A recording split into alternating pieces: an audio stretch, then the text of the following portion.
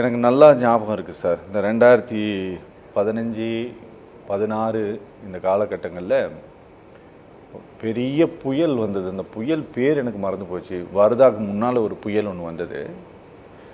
அந்த புயல் வந்த போதெல்லாம் நிறைய மரம், பனைமரம், அந்த மரம் இந்த மரம்லாம் நம்ம கடலூர் பக்கம்லாம் பெரிய சேதம் ஏற்பட்டது. பன்ருட்டி கடலூர்லாம். அப்போ இவர் எப்படி உடனடியாக வாட்டர் பாட்டிலெல்லாம் வந்தது அப்படின்ட்டு கேள்வி எழுப்புறதுனால நான் சொல்கிறேன். இது இந்த அரசியல் கட்சிங்க எல்லாரும் பண்ணுறது தான் ஒவ்வொரு காலகட்டங்களில். நீங்கள் அப்போ கூட மக்கள் கொண்டு போன நிவாரணத்தை எல்லாம் அதிமுககாரங்க ஏடிஎம்கேனுடைய ஸ்டிக்கர் ஒட்டி அனுப்புனாங்க. இதெல்லாம் நாங்கள் பார்த்துக்கிட்டு தான் இருக்கிறோம். அந்த கேள்விக்கு நான் வர விரும்பலை. ஆனால் இன்றைக்கி இவங்க ரொம்ப சயின்டிஃபிக்காக சில கேள்விகளை கேட்குறாங்க. இந்த போஸ்ட்மார்ட்டம் தொடர்பான கேள்விகள். நீங்கள் பாதுகாப்பில் இவ்வளோ பேர் இருந்தாங்கன்ட்டு ஏடிஜிபி லா அண்ட் ஆர்டர் சொல்கிறாரு. சீஃப் மினிஸ்டர் ஒரு எண்ணிக்கை சொல்கிறாரு. எப்படி இவ்வளவு வித்தியாசங்கள் எப்படி வருகிறது? ரெண்டாவது, ஒரு விசாரணை நடந்து கொண்டு இருந்த போதே நீங்கள் ஒரு விளக்கம் கொடுத்து அதுக்கு ஒரு முடிவுக்கு கொண்டு வந்தீங்க. அதே போல் இப்போ என்ன பண்ணியிருக்கீங்க அப்படின்னா, இப்போது சிபிஐ என்கொயரிக்கு இந்த வழக்கு உச்சநீதிமன்றத்தால் மாற்றப்பட்ட பிறகு ஒரு மாநிலத்தினுடைய முதலமைச்சர் தமிழ்நாடு அரசாங்கத்தின் சார்பில் அந்த விசாரணை குழுவில் பிரதிநிதிகள் இடம்பெறுவார்கள், நாங்கள் அது சம்மந்தமாக கோர்ட் அப்ரோச் பண்ணுவோன்ட்டு அரசு தரப்பில் சொல்லப்பட்டு இருக்கும்போது நீங்கள் சட்டப்பேரவையில் நின்றுட்டு முதலமைச்சர் சொல்கிறாரு 7 மணி நேரம் ஒரு தாமதமாக வந்தது தான் காரணம் அப்படின்ட்டு. நீங்கள் இந்த ஒரு முற்றுப்புள்ளி வைத்து இந்த விவகாரத்தை முடிக்க விரும்புகிறதா திமுக? சார், நான் என்ன சொல்கிறேன், முதலமைச்சர் முதல் நாளில் இருந்து என்ன சொல்கிறாருன்னா, இதில் நான் அரசியல் பேச விரும்பலைன்னு சொல்கிறாரு. ஆனால் அவரை தவிர எல்லாரும் அரசியல் பேசுகிறாங்கன்றது நிதர்சனமான உண்மை. ஏன்னா இப்போது எடப்பாடி பழனிசாமி கேட்குற எந்த கேள்விக்குமே மக்கள் பேசிக்கிட்டாங்க அப்படின்னு சொல்கிறாரு. ஜவஹர் அலி பேசும்போதும் மக்கள் பேசிக்கிறாங்கன்னு சொல்கிறாரு.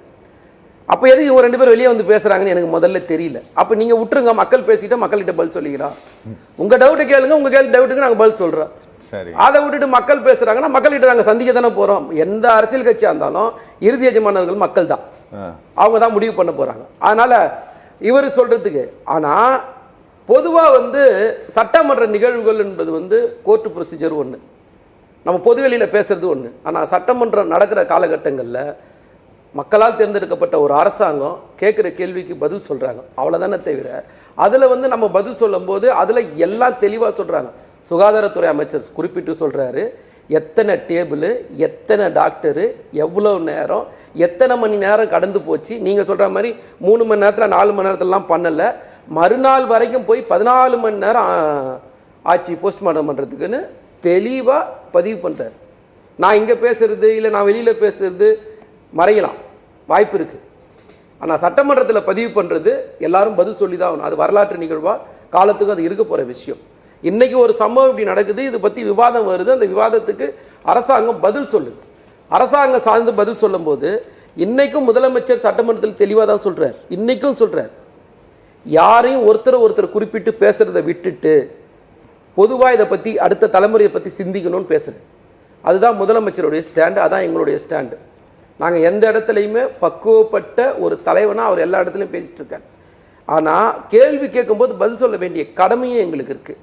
சகோதரர் சீஃப் செக்ரட்டரி சொன்னாங்க, அவங்க ஏன் சொன்னாங்க, இதுக்கு நான் பல தடவை நம்ம இதே இடத்துல சொல்லியிருக்கோம்.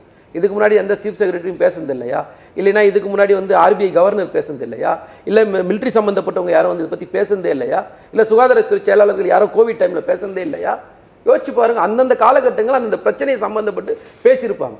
சோசியல் மீடியாவில் ஒரு கதை உலா வரும்போது அதை பதில் சொல்ல வேண்டிய இடத்துக்கு அவங்க பதில் சொன்னாங்களே தவிர சோசியல் மீடியான்ற ஒரு பிரச்சனை இல்லைன்னு வச்சுக்கலாம், யாருக்கு பதில் சொல்லியிருக்கப்படுறது. அதாவது இப்போ எதிர்கட்சி தலைவர் சொன்னதை போல இதில் ஒரு சதித்திட்டம் இருக்கலாம் அப்படின்ட்டு மக்கள் பேசிக்கிறாங்க அப்படின்ட்டு சொன்னதுக்கு தான் உங்கள் அரசாங்கம் பதில் சொன்னதா?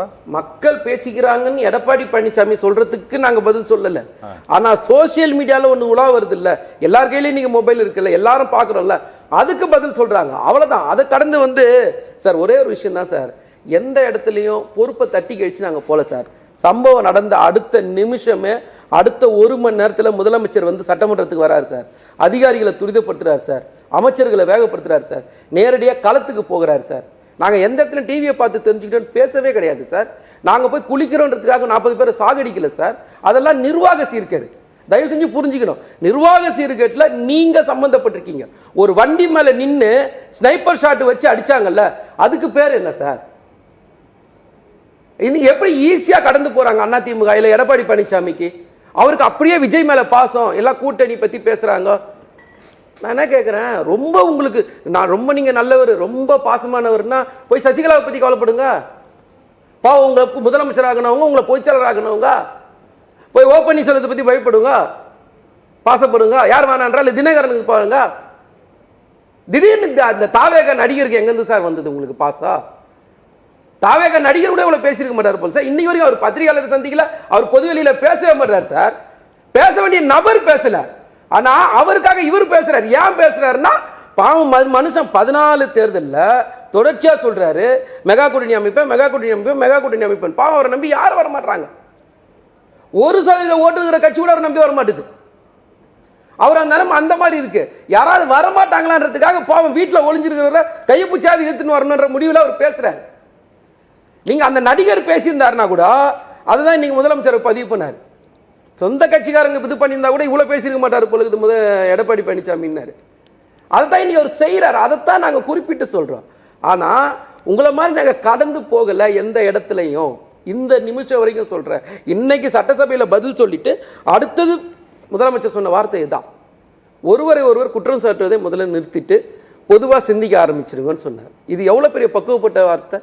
உங்களை மாதிரி கட்டுக்கதையாக நாங்கள் சொல்கிறோம். நீங்களா கற்பனையில் அளந்து விட்றீங்களா? அந்த மாதிரி அளந்து விட்றோம் நாங்கள்.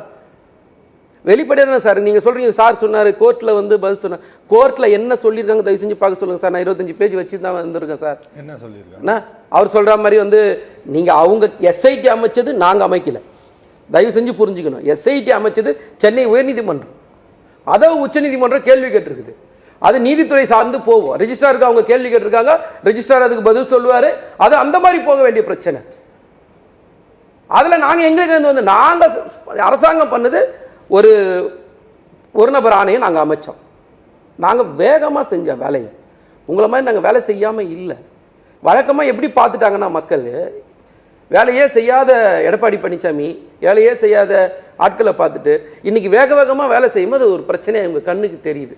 சகோதரர் பேசும்போது சொன்னார் வாட்டர் பாட்டில் வந்தது, ஆம்புலன்ஸ் வந்தது, அதெல்லாம் ஒரு குற்றச்சாட்டாக சொன்னார். சார் பொதுவாகவே நல்ல களத்தில் இருக்கிற அரசியல் கட்சிகள் மாவட்ட அலுவலகத்தில் நாளைக்கு ஒரு கூட்டம் நடத்துகிறோன்னு வச்சிங்களேன், ரெடிமேடாக வாட்டர் பாட்டில் வச்சுருப்பாங்க. நீங்கள் யாரை வேணால் கேளுங்க. நான் திரும்ப சொல்ல, இந்த இடத்துல ஏன் கூட்டம் கொடுத்தீங்கன்னு கேட்குறாங்க. அது கட்சி நடத்தினவங்களுக்கு கட்டாயமாக தெரியும். தெருமுனை கூட்டத்துக்குன்னு ஒரு ஸ்பாட்டு, பொதுக்கூட்டத்துக்குன்னு ஒரு ஸ்பாட்டு, ரோட் ஷோக்குன்னு ஒரு ஸ்பாட்டு, மாநாட்டுக்குன்னு ஒரு ஸ்பாட்டு. நீங்கள் தெருமுனை கூட்டம் நடத்த இடத்துல பொதுக்கூட்டம் போட முடியாது, பொதுக்கூட்டம் நடத்த இடத்துல தெருமுனை கூட்டம் போட முடியாது. இது அரசியல் கட்சி நிர்வாகம் பண்ண. இன்னைக்கு எதிர்கட்சி தலைவர் இன்னைக்கு பேசிட்டு இருக்கும்போது திமுக இதே கரூர்ல 1,00,000 பேரை கூட்டி முப்பெரும் விழா நடத்தினேன்னு சொன்னாங்க. நாங்கள் கேட்டபோது கொடுக்காத இதே வேலுசாமிபுரத்தை இவங்களுக்கு ஏன் கொடுத்தாங்க? இவங்க நினச்சிருந்தா அவங்க கரூரில் கூட்டம் நடத்தின இடத்த கூட கொடுத்துருக்க முடியும். ஆனால் அவங்க இந்த இடத்த கொடுத்துருக்குறாங்க. இப்படி ஒரு அசம்பாவிதம் நடக்கணும்ட்டு திட்டம் போட்டு தான் கொடுத்துருக்குறாங்க அப்படின்னு மக்கள் பேசிக்கிறாங்க. அரவிந்த் சார், இது அவர் சொன்ன வார்த்தை தான். இல்ல சாமி, நான் சொல்றேன், நீங்க கூட்டம் நடத்தின இடத்துல கொடுத்துருக்காங்க. அதுதான் நான் இப்ப சொல்ல வந்தேன். அதுதான் நான் வார்த்தையை தெளிவா பயன்படுத்தினேன். அது போட்டது மாநாடு மாதிரி. சரி, ஸோ அதை ஒரு ஸ்பேஸ்க்குள்ள நீங்க போடலாம். ரோட் ஷோ திரும்ப எங்க போய் உள்ள சந்துல போடுவீங்க? இது என்ன பேச்சுன்னு எனக்கு புரியல. இது ஒரு குற்றச்சாட்டா? எதிர்கட்சி தலைவராக இருந்தீங்க சார், 40 வருஷம் அரசியல் பேசுறீங்க சார், ஒரு கட்சியோட பொதுச்செயலர், இது ஒரு கேள்வியா சார்? மாநாடு போறது ஒரு கிரவுண்ட்ல போடுவாங்க sir, road show road show தான் நடத்துவாங்க, ரோட்ல தான் சார் நடத்த முடியும். இதை மக்கள் பேசிக்கிற இது என்ன மாதிரியான அபத்தமான கேள்வின்னு சொல்லி நீங்க ஒரு கேள்வி நியாயமா கேளுங்க, சத்தியமா பதில் சொல்லுவோம், தயாரா இருக்கு. அபத்தமா கேட்குறீங்க, அது கட்சியை நடத்தாதவங்க கேட்டா கூட பரவாயில்ல. அது ரோட் ஷோ தானே, அவர் அதுதானே அனுமதி வாங்கியிருக்காரு. பிரச்சாரம் நின்று ஒரு இடத்துல பேசணும். பிரச்சாரம் எங்க நின்று பேசுவாங்க? அந்த இடம் அனுமதி எங்க இருக்கும்? நீங்க ஒவ்வொரு அரசியல் கட்சி கூப்பிட்டு கேளுங்க. ஒவ்வொரு சட்டமன்ற தேர்தலும் நாடாளுமன்ற தேர்தல் முடிஞ்ச உடனே கலெக்டர் தலைமையில் ஒரு கூட்டம் நடக்குதா இல்லையான்னு கேளுங்க. கூட்டம் முடிஞ்ச உடனே இந்த வாட்டி இந்த கொடுத்த ஸ்பாட்ல எங்கேயாவது பிரச்சனை இருக்கா, ஸ்பாட்டை மாத்துவாங்க. ஒவ்வொரு தேர்தலுக்கும் நான் சொல்றேன், இது ஒவ்வொரு தடவையும் நடக்கும். நீங்க யாரை வேணா கேட்டு சொல்லுங்க. நான் சொல்றது தவிர நான் பொது வெளியில மன்னிப்பு கூட தயாரா இருக்கேன்.